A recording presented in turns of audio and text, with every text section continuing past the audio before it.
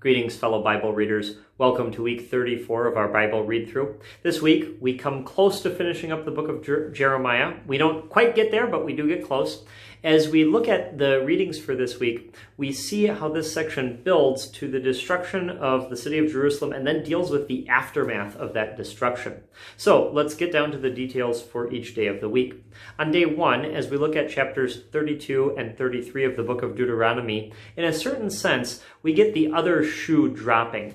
You may remember back in the book of Deuteronomy quite a while ago how the Lord had told the people of Israel that they were going to fall away from him, and he also told them the punishments that would happen. You would think that knowing the terrible things that were going to happen because of their rebellion would have led those Israelites to avoid turning away from the Lord, but they still fell into their sinful rebellion against God. And in the readings for today, especially on day 1, in chapter 32 particularly, we see God talking about the fulfillment of that warning that he gave way back in the book of Deuteronomy.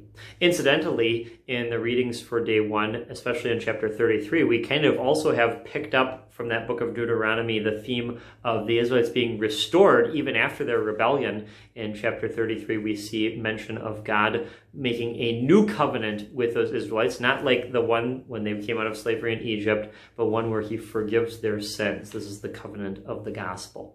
Then on day 2, as we look at chapters 34 to 36, we see God talk about the fact that when people seek freedom to do what they want, to sin as much as they want, that this is really just freedom to be punished by God for their evil.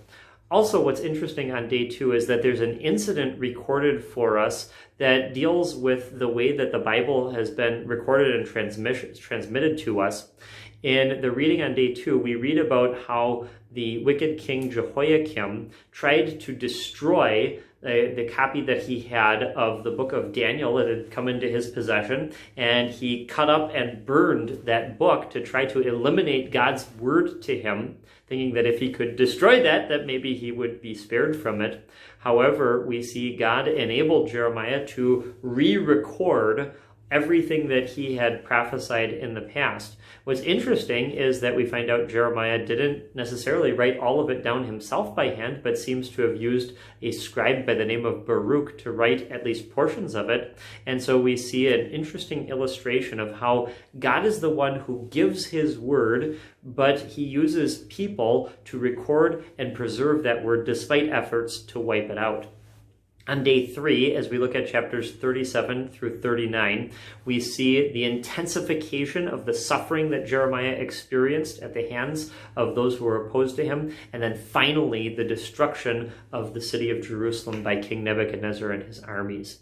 On day 4, as we look at chapters 40 through 44, we get some of the history of the aftermath of that destruction of Jerusalem, what happened to the Israelites who were left behind in that land of Judah, and some of the politicking that went on.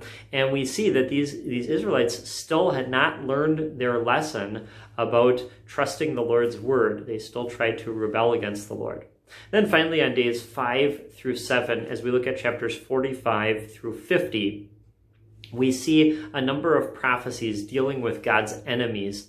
And especially on days 6 and 7, there's a rather striking image that God uses in speaking there.